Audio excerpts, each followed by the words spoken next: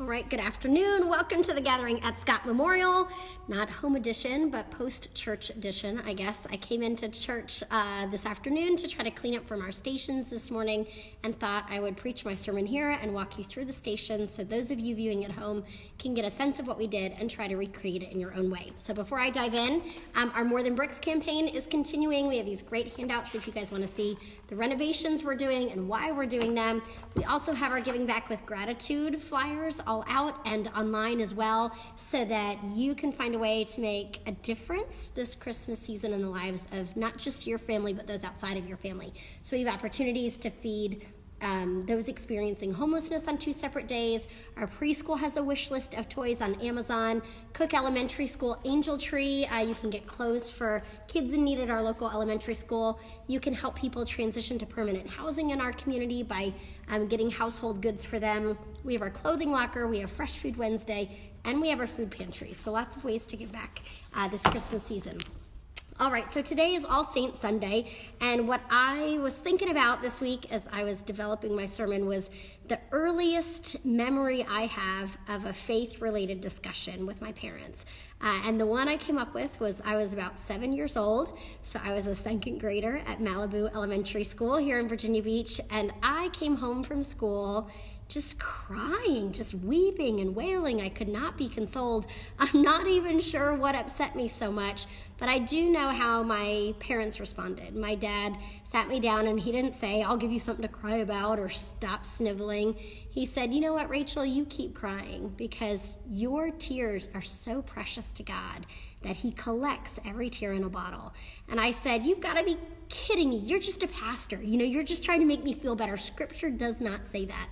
And he said, "Well, check out Psalm 56:8, which says, 'You keep track of all of my sorrows. You have collected all my tears in your bottle. You have recorded each one in your book.'" So God does care when we cry, when we struggle. In fact, that's the funny name of this sermon title here. So if you look back to early Christian catacombs, to early Christian burials, as some that you guys who've gone with me to Bulgaria have seen there in those catacombs, they actually have evidence of these little bottles. And I showed a picture today in worship, but they're called Lachrymatory bottles. And so when someone would pass away and folks would cry, they would literally save their tears and bury them with their loved one as a way of saying, you will be missed, you will be remembered. I'm mourning your loss in my life. So on this All Saints Sunday, we celebrated and remembered and cried over the names of those in our church that we've lost this past year. But we wanted to make it more of an experience and a journey because we tend to really struggle with grief and how long it can take. And those words were comforting to me, from my dad when I was 7 years old. But they didn't come back. I didn't remember and look those verses up again until years later when my brother passed away suddenly. Almost 7 years ago. It'll be 7 years later on this month.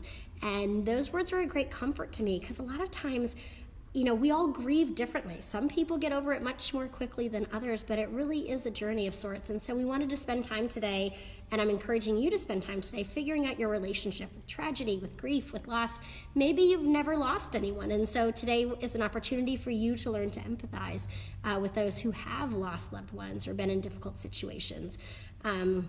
And so before I walk you through all of our stations and talk about the intentionality behind them, I want to share one of my favorite quotes on grief, and it's from someone named Jamie Anderson, who said, "Grief, I've learned, is really just love. It's all the love you want to give but cannot.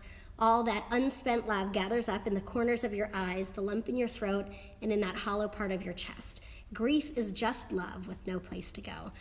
And so I hope and pray that today you find a safe space for your grief to go. You know that you're not alone, that we serve a God who thinks our tears are precious enough to collect and record each and every single one. You walk with a God who celebrates when you celebrate and grieves when you grieve. You are not alone, whatever you're experiencing, and this faith community longs to walk with you as well.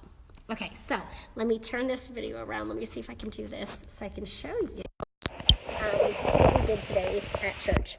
So we all started off at the tragedy station, where we have articles here that are local, national, international, about people who experience loss. Because sometimes we think when we grieve, we're the only ones that have ever felt that way. We're the only ones struggling with that. And so we read about all these different statistics, all this pain in our midst, and we lifted up those who needed to be comforted, encouraged, supported this day.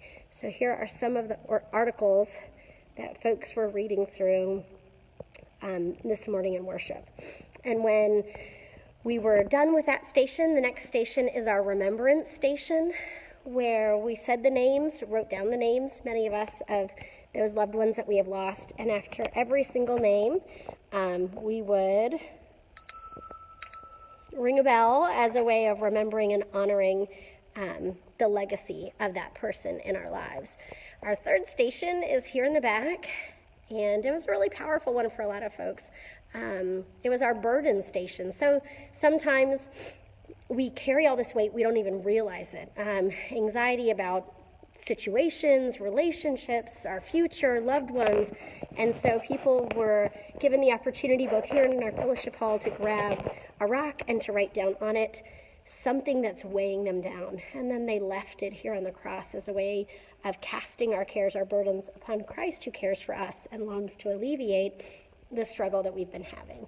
So you'll see a lot of people did write on their rocks here, and all of these rocks will be going out into our prayer garden so we can continue to lift up those requests to God. And our final station here was the life station. So let me try to turn on a light. And there are two options here. You guys can go to your local store and pick up a bulb. And if you need to see signs of life in the heart of winter, then what you do is put it in some soil. So we had cups of soil here. Look, some people are, here's one. And you cover it with some more dirt, and then you take it home and put it in your refrigerator until Thanksgiving. Water it a little bit, put it in there, and it tricks it into thinking that it's been through winter for a few weeks. And then you pull it out, continue to water it, replant it in something larger, and it will grow into a flower.